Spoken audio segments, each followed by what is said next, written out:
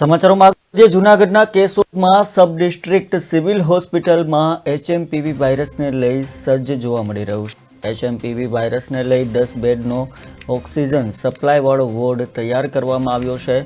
HMPV વાયરસનો ગુજરાતમાં પગપેસારો થતાં આરોગ્ય વિભાગ હરકતમાં આવ્યું છે અને આગોતરા તૈયારીઓ હાથ ધરી દેવામાં આવી છે।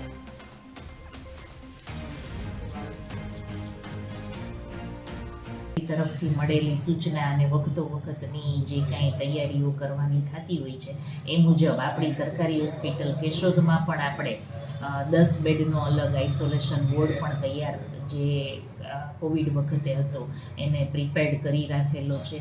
પીએસઆઈ પ્લાન્ટ પણ આપણો મોક ડ્રીલ કરીને તૈયાર જ છે, ચાલુ કન્ડિશનમાં છે, એટલે કાંઈ પણ જરૂરિયાત કે ઇમરજન્સી ઊભી થાય તો આપણી પાસે છે। અને આપણી પાસે જમ્બો ઓક્સિજન સિલિન્ડર અને નાના ઓક્સિજન સિલિન્ડર મળી અને કુલ 160 જેટલા ઓક્સિજન સિલિન્ડર છે। તમામ ઓક્સિજન સિલિન્ડર પણ આપણે રિફિલ કરી અને તૈયાર કન્ડિશનમાં રાખેલા છે। આમ તો કાંઈ ડરવા જેવું કે બીવા જેવું નથી।